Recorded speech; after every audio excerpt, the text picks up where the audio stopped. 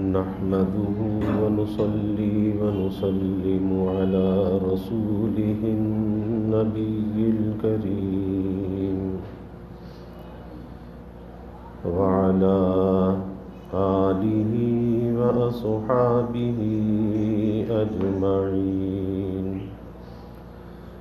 اللهم صل على سيدنا ومولانا محمد وعلى آل سيدنا ومولانا محمد وبارك وسلم صلاة وسلاما كثيرا كثيرا.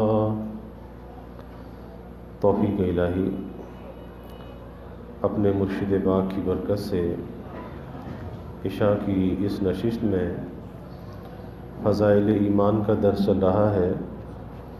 اللہ تعالیٰ اس درس کی برکت سے ہمارے ایمان کی حفاظت بھی فرمائے اور موت تک قبر تک اللہ ہمارے ایمان کو سلامت فرمائے. گزشتہ کل حضرت سفیان ثوری رحمۃ اللہ علیہ کے ایک قول پر بات چل رہی تھی کہ گناہ کے دو سبب بیان کیے. ایک گناہ کا سبب شہوت ہے اور ایک گناہ کا جو سبب ہے وہ تکبر اور بڑائی ہے. ایک گناہ شیطان سے ہوا تھا، ایک خطا آدم علیہ السلام سے ہوئی تھی. تو شیطان کا جو گناہ تھا وہ جاہی گناہ تھا، تکبر کے اندر مبتلا ہوا، بڑائی کے اندر مبتلا ہوا، جاہی گناہ تھا. آدم علیہ السلام سے جو خطا ہوئی وہ ایک درخت کا پھل جس سے اللہ نے منع کیا، تو وہ خطا جو تھی باہی خطا تھی، اس کا منشا شہوت تھا. شیطان کی خطا معاف نہ ہوئی، اسے تو مردود کر دیا گیا، لیکن آدم علیہ السلام کی توبہ قبول ہو گئی. تو اس پر یہ بات چل رہی تھی. حضرت سفیان ثوری رحمۃ اللہ علیہ فرماتے ہیں کہ ہر ایسا گناہ جس کا منشا شہوت ہو اس کے معاف ہونے کی امید ہے، مگر ایسا گناہ جس کا منشا کبر ہو، بڑائی ہو، تکبر ہو، جو کہ باطنی رذیلہ ہے، اس کے معاف ہونے کی امید نہیں ہے. یعنی انسان کے اندر دو قسم کے اخلاق ہوتے ہیں، ایک اخلاق حمیدہ ہیں اور ایک اخلاق رذیلہ ہیں. اخلاق حمیدہ اسے کہتے ہیں کہ اچھے اوصاف اور اچھے اخلاق انسان کے اندر ہوں، جیسے اس کے اندر تواضع ہو، عاجزی ہو، صبر ہو، شکر ہو، قناعت ہو، توکل ہو، رجا ہو، اللہ کی رضا میں راضی رہنا ہو. یہ اچھے اخلاق ہیں اور اس کا جو تعلق ہے وہ انسان کے قلب کے ساتھ ہے، اس کے ظاہر کے ساتھ نہیں ہے. اسی طرح سے اس کی جو ضد ہے وہ برے اخلاق ہیں جو اخلاق رذیلہ کہلاتے ہیں، جس میں سب سے بڑی جو تمام خرابیوں کی جڑ ہے وہ تکبر اور بڑائی ہے. جس نے شیطان کو لاکھوں برس عبادت کرنے کے بعد بھی مردود کرا دیا وہ تکبر تھا. پھر عجب ہے. تکبر میں کیا ہے کہ انسان اپنے کو بڑا سمجھتا ہے، اپنے کو عظیم سمجھتا ہے اور دوسروں کو اپنے سے حقیر سمجھتا ہے، کمتر سمجھتا ہے. لیکن عجب بڑا حسین رذیلہ ہے. عجب کے اندر اپنی بڑائی بھی پیش نظر ہوتی ہے لیکن دوسروں کی حقارت نہیں ہوتی. کہتا ہے جی سب اچھے لیکن میں بھی تو کچھ ہوں. تو جہاں سب کی اچھائی کا معترف ہے وہاں اپنی اچھائی کا بھی معترف ہے، اپنے کو بھی کچھ سمجھ رہا ہے، اپنے اوپر بھی نظر ہے. اور یہ اللہ تک جو پہنچنے کا راستہ ہے، یہ راستہ جبھی طے ہوتا ہے کہ جب اپنے اوپر سے نظر ہٹ جائے، اپنے کو کچھ نہ سمجھے، اپنے کسی عمل کو، کسی قول کو، کسی فعل کو کچھ نہ سمجھے. اگر کسی اچھائی کی توفیق ہے تو من جانب اللہ ہے، اس کا شکر ادا کرے. اپنے اوپر نظر کیسی؟ تو یہ عجب بڑا حسین رذیلہ ہے کہ سب اچھے لیکن میں بھی کچھ ہوں. اور امام غزالی رحمۃ اللہ علیہ نے لکھا ہے کہ جس گھڑی انسان کی نظر اپنے اوپر ہوتی ہے کہ میں کچھ ہوں، اپنے کو اچھا سمجھ رہا ہوتا ہے، عین اس گھڑی میں اللہ کی نظر میں مردود ہوتا ہے.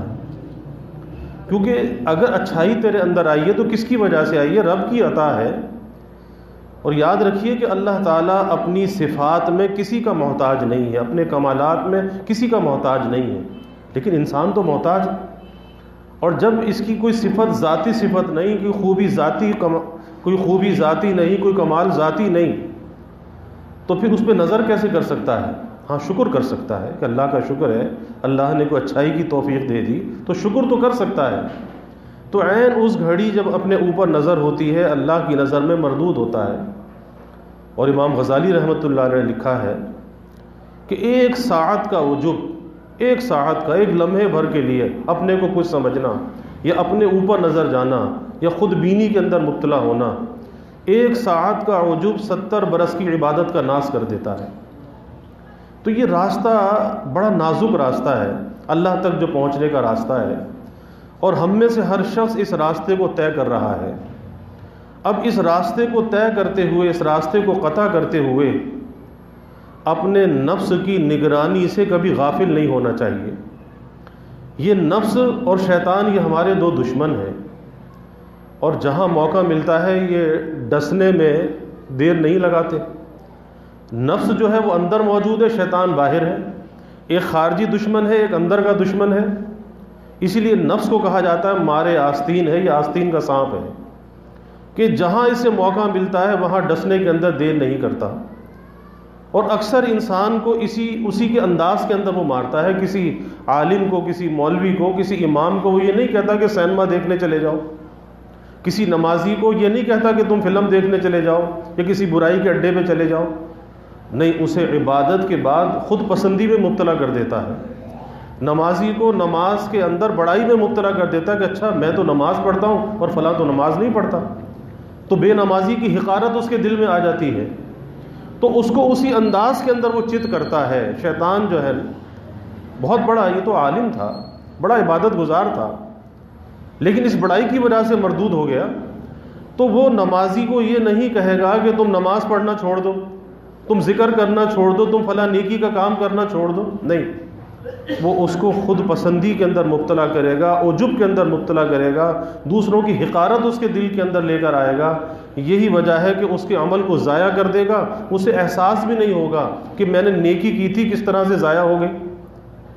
تو اس لیے اپنے نفس کی نگرانی سے کبھی غافل نہیں ہونا چاہیے. اور سب سے زیادہ جو محنت بزرگوں کے یہاں جس چیز پر ہوتی ہے وہ اسی عجب اور تکبر کو نکالنے پر سب سے زیادہ محنت ہوتی ہے. بڑی مشکل سے نکلتا ہے. عجیب عجیب انداز میں انسان کے اندر اس کی لہریں اٹھتی رہتی ہیں. اب یہ جیسے جسمانی امراض کے اندر کسی طبیب کے پاس آدمی جاتا ہے اور طبیب اس کی نبض پر ہاتھ رکھ کر کہتا ہے میاں تمہارے اندر تو یہ بیماری ہے، لیکن اسے خود احساس نہیں ہوتا کہ میرے اندر کیا بیماری ہے. اسی طرح سے جب آدمی کسی اللہ والے کے دامن سے وابستہ ہوتا ہے، اس کی صحبت میں جب جاتا ہے تو اسے پتہ چلتا ہے کہ میرے اندر کیا کیا خرابیاں ہیں. ورنہ میں تو دھوکے کے اندر مبتلا تھا کہ میں تو سمجھ رہا تھا کہ سب کچھ ٹھیک ہے. اب پتہ چلا کہ سب کچھ ٹھیک نہیں ہے. اس عجب کی، تکبر کی، بڑائی کی جو لہریں ہیں یہ اندر سے کس طرح سے اٹھتی ہیں اور کس طرح سے اس کا اظہار ہوتا ہے. آپ دیکھ لیجئے کہ باپ بیٹے کو کچھ کہتا ہے، نصیحت کرتا ہے. باپ کہتا ہے کہ بیٹا ذرا رات کو جلدی گھر آ جایا کرو. بیٹے کو برا لگتا ہے. بیٹا جو ہے باپ کے منہ آنے لگتا ہے، زبان درازی کرنے لگتا ہے. منشا کیا ہے؟ منشا تکبر ہے، منشا بڑائی ہے کہ وہ بیٹا جس باپ سے اس نے جنم لیا ہے آج اس باپ کو پلٹ کے وہ جواب دے رہا ہے تو لگتا ہے کہ کسی بڑائی کے اندر مبتلا ہے. کسی دوست کی جانب سے، کسی ساتھی کی جانب سے کوئی ناگواری کی بات پیش آ گئی. دنیا ہے، ناگواری تو پیش آئے گی. اب اس ناگواری پر برا لگ رہا ہے اور برا لگ کر پھر اس کی برائی کر رہا ہے. کیا کر رہا ہے؟ غیبت کر رہا ہے. ناگواری تو پیش آ گئی، برا بھی لگ گیا، اب اس کی دل کی جو بھڑاس ہے وہ نکال رہا ہے. منشا کیا ہے؟ منشا تکبر ہے، بڑائی ہے. اس لیے بزرگوں نے لکھا ہے کہ جتنی بھی خرابیاں انسان کے اندر جنم لیتی ہیں اس کی جو جڑ ہے، اس کی جو بنیاد ہے، اس کا منشا تکبر اور بڑائی ہوتا ہے۔ اس لیے اپنے نفس کی نگرانی سے کبھی غافل نہیں ہونا چاہیے، صرف عبادات کر کے مطمئن نہیں ہو جانا چاہیے۔ آج ہم عبادت کر کے مطمئن، ہم کہتے ہیں ہم نے نماز پڑھ لی بس کافی ہے، اور ہمیں کچھ کرنے کی کیا ضرورت ہے؟ ارے بھائی بہت کچھ کرنے کی ضرورت ہے۔ آپ دیکھ لیجئے کہ وہ صحابہ کہ جنہوں نے رسول اللہ صلی اللہ علیہ وسلم کی زبان مبارک سے، لسان نبوت سے جنت کی بشارتیں سنی تھیں، لیکن وہاں تو کیفیت یہ تھی کہ اپنی حالت پر مطمئن نہیں تھے، اور قدم قدم پر یہ خطرہ لگا رہتا تھا، اپنے اوپر نفاق کا اندیشہ رہتا تھا، اپنے اعمال کے اوپر اطمینان نہیں تھا۔ سیدنا فاروق اعظم رضی اللہ عنہ سے بڑھ کر کون ہوگا؟ لیکن کیا کیفیت ہے؟ حضرت حذیفہ بن یمان رضی اللہ عنہ کے پاس جاتے ہیں اور جا کر پوچھتے ہیں کہ حذیفہ، وہ جو منافقین مدینہ کی فہرست ہے اس میں کہیں عمر کا نام تو نہیں ہے؟ آپ اندازہ لگائیے، جو جنت کی بشارت سن چکے ہیں، مدینہ ہے، مدینۃ الرسول ہے، سخت گرمی کا زمانہ ہے، اور امیر المومنین حضرت عمر رضی اللہ تعالی عنہ پانی کا مشکیزہ لیے لوگوں کے گھروں پہ پانی بھر رہے ہیں سخت دوپہری کے وقت میں۔ لوگ جانتے ہیں جنہوں نے وہاں دیکھا ہے وہاں کی گرمی کیسی ہوتی ہے، جیسے ہمارے اس علاقے کی سندھ کی گرمی ہے ایسے ہی وہاں کی گرمی ہے۔ کسی نے کہا کہ امیر المومنین اتنی سخت گرمی میں دوپہری کے وقت اور آپ اتنی مشقت کا کام کر رہے ہیں، کسی غلام کو، کسی خادم کو کہہ دیا ہوتا وہ یہ کام کر لیتا۔ فرمایا کہ نہیں، اپنے نفس کا علاج کر رہا ہوں، اپنے نفس کا علاج کر رہا ہوں۔ کہ آج کچھ غیر ملکی سفراء آئے تھے، انہوں نے میرے نظام عدل کی، نظام حکومت کی تعریف کی، تو میں اپنے نفس کا علاج کر رہا ہوں کہ اس کے اندر کہیں بڑائی پیدا نہ ہو جائے، اپنے نفس کا علاج کر رہا ہوں۔ اور یاد رکھیے کہ انسان کو جب محسوس ہونے لگے کہ اس نفس میں کچھ بڑائی پیدا ہو رہی ہے، اور ہوتی ضرور اس کی لہریں ضرور اٹھتی ہیں، تو پھر اسے کوئی کم درجے کا کام ایسا کرنا چاہیے کہ جس سے یہ نفس ذلت کے اندر مبتلا ہو، جب اس بڑائی کا علاج ہوتا ہے۔ آپ دیکھ لیجئے واقعات میں آتا ہے، شیخ ابو سعید گنگوئی رحمۃ اللہ علیہ ہمارے مشائخ کے چشت میں سے بڑے اہم شخص ہیں، اور ان کے دادا شیخ عبد القدوس گنگوئی رحمۃ اللہ علیہ بڑے بابرکت لوگوں میں سے تھے، خاص ان کا فیضان ہے مشائخ چشت کے اندر۔ لیکن جب تک دادا حیات تھے تو پوتے کو فکر نہ ہوئی کہ جو نسبت، جو دولت ہمارے گھر میں ہے، اس نسبت اور دولت کو حاصل کرنا چاہیے، اس وقت تو فکر نہ ہوئی۔ لیکن جب دادا کا انتقال ہو گیا، شیخ عبد القدوس گنگوئی رحمۃ اللہ علیہ کا، اب فکر ہوئی کہ گھر میں اتنی بڑی دولت موجود تھی، تو وہ دولت تو چلی گئی، اب اسے حاصل کس طرح سے کیا جائے؟ تو پتہ چلا کہ شیخ کے خلفاء میں سے شیخ نظام الدین بلخی رحمۃ اللہ علیہ، بلخ بخارا ازبکستان ہے موجودہ، تو وہاں پر شیخ کے خلیفہ ہیں شیخ نظام الدین بلخی رحمۃ اللہ علیہ۔ تو سفر کر کے وہاں پر پہنچے، شیخ کو اطلاع کی، تو شیخ نے شہر سے باہر نکل کر استقبال کیا، بڑا شاہانہ استقبال کیا، کیونکہ صاحب زادہ آ رہا ہے، اور بڑا عالیشان شاہی خلعت اور شاہی لباس پہنایا گیا، اور بڑے اعلیٰ درجے کے کھانے پکائے گئے، تواضع کی گئی۔ تو شیخ ابو سعید گنگوئی رحمۃ اللہ علیہ نے کہا کہ حضرت میں جو یہاں پر آیا ہوں، تو میں تو یہاں اس لیے نہیں آیا کہ میری خدمت ہو اور مجھے اچھے لباس اور اچھے کھانے کھلائے جائے، میں تو اس لیے نہیں آیا۔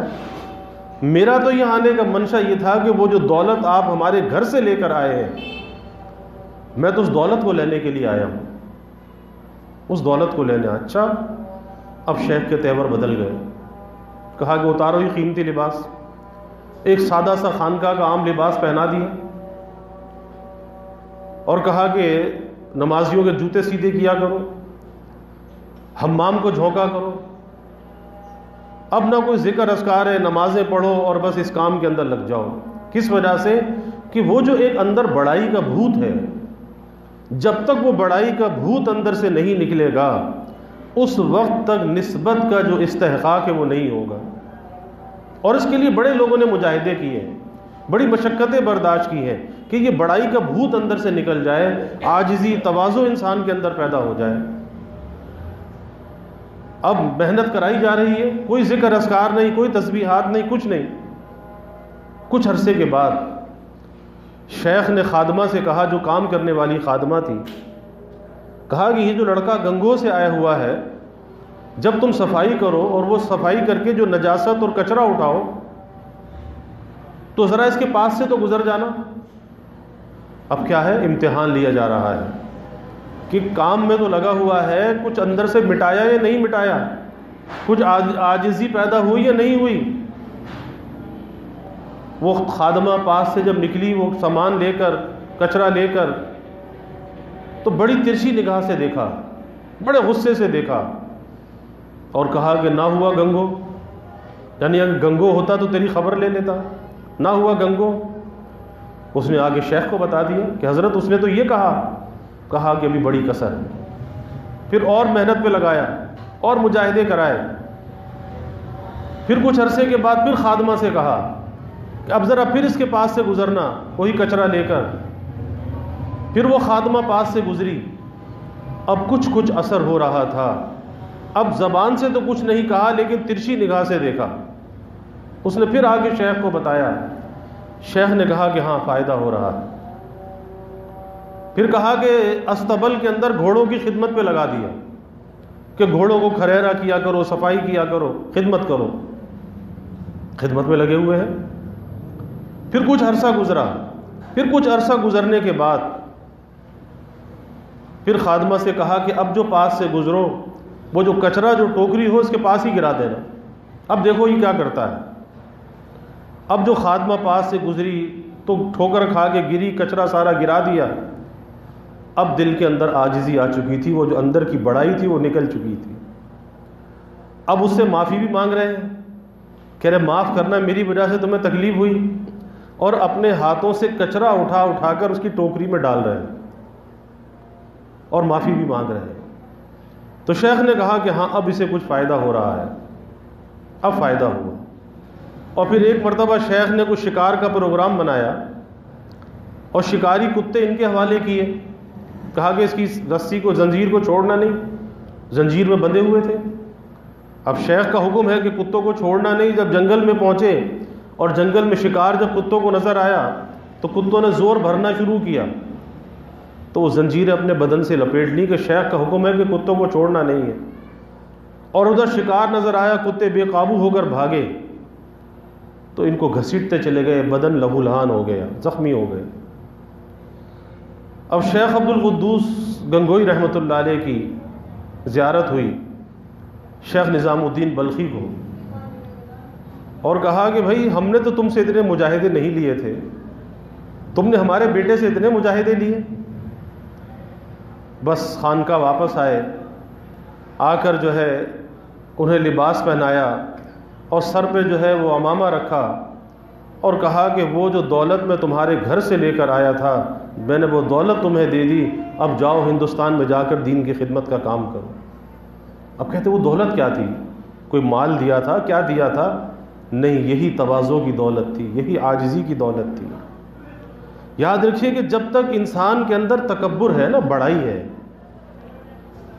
تو یہ بڑائی کہاں ہے؟ دل کے اندر ہے۔ اور جس دل کے اندر تکبر اور بڑائی ہے، اس دل کی مثال ایسی ہے جیسے بنجر زمین ہوتی ہے، بنجر زمین، کہ جس سے بارش کا پانی بھی اگر برستا ہے تو پانی بہہ جاتا ہے، وہ پانی کو جذب کرنے کی صلاحیت نہیں رکھتی۔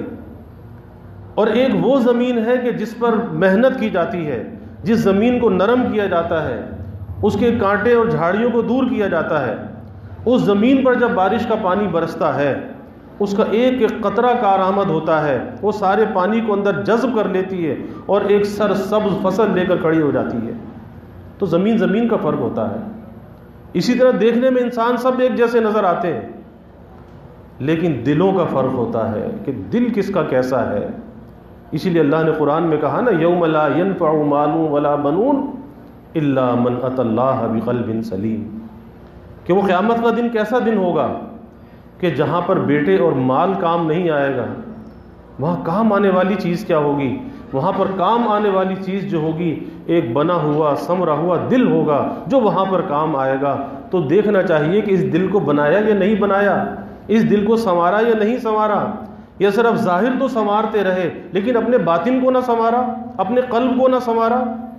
اور حدیث میں آتا ہے کہ اللہ تمہاری صورتوں کو نہیں دیکھتا، اللہ تمہارے مالوں کو نہیں دیکھتا، اللہ دیکھتا ہے تو تمہارے دل کو دیکھتا ہے، تمہاری نیتوں کو دیکھتا ہے کہ تمہارے دل میں کیا ہے، تمہاری نیت میں کیا ہے۔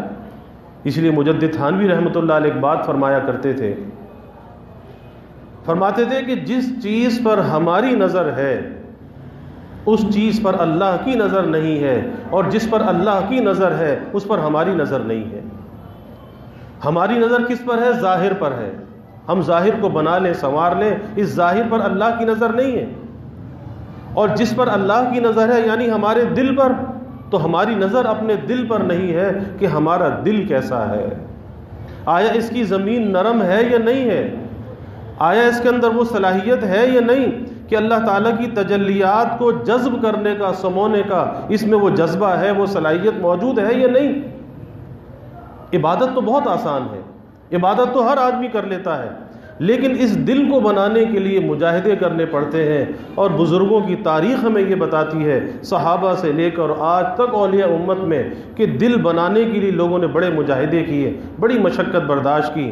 تو حضرت سفیان ثوری رحمۃ اللہ علیہ فرماتے ہیں کہ وہ گناہ جس کا منشا شہوت ہو اس کے معاف ہونے کی امید ہے، اور جس کا منشا کبر ہو، جو باطنی رذیلہ ہے، باطن کی خرابی ہے، اس کے معاف ہونے کی امید نہیں۔ یہی وجہ ہے کہ ابلیس لعین ایک سجدے کے انکار سے مردود ہو گیا، ملعون ہو گیا، ہمیشہ کے لیے راندہ درگاہ ہو گیا، اور وہ اس کا انکار اسے معاف نہیں ہوا۔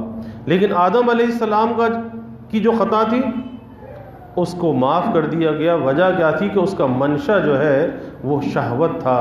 تو گناہ کی دو قسمیں ہیں، ایک جاہی ہے اور ایک باہی ہے۔ جاہی گناہ باہی سے زیادہ اشد ہے اور زیادہ خطرناک ہے، کیونکہ انسان کو اس کا ادراک اور احساس نہیں ہوتا۔ باہی گناہ کا تو احساس اور ادراک ہو جاتا ہے کہ ایک آدمی زنا کرتا ہے، زنا کر کے اسے پتا ہے کہ میں نے گناہ کیا ہے، برائی کی ہے، اور گناہ کر کے اس کے دل میں ندامت آ جاتی ہے، شرمندگی آ جاتی ہے۔ تو باہی گناہ کے بعد تو ندامت اور شرمندگی آتی ہے، لیکن جاہی گناہ کے بعد انسان کے اندر ندامت اور شرمندگی نہیں ہوتی۔ یہی وجہ ہے کہ وہ اللہ سے دور ہوتا چلا جاتا ہے۔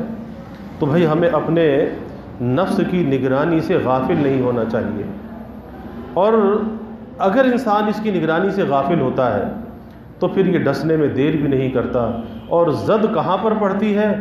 زد انسان کے ایمان پہ پڑتی ہے، اور ایمان سب سے قیمتی سرمایہ اور پونجی ہے، اس کی حفاظت کرنی چاہیے۔ اللہ ہمیں اس کا فکر عطا فرمائے۔ وآخر دعوانا الحمد للہ رب العالمین والعاقبۃ للمتقین والصلاة والسلام علی اشرف الانبیاء والمرسلین۔ اللہم صل علی سیدنا و مولانا محمد وعلی آل سیدنا و مولانا محمد وبارک وسلم۔ ربنا آتنا فی الدنیا حسنہ وفی الآخرۃ حسنہ وقنا عذاب النار۔ ربنا اتمم لنا نورنا واغفر لنا انک علی کل شیء قدیر۔ اللہم اعنا علی ذکرک وشکرک وحسن عبادتک۔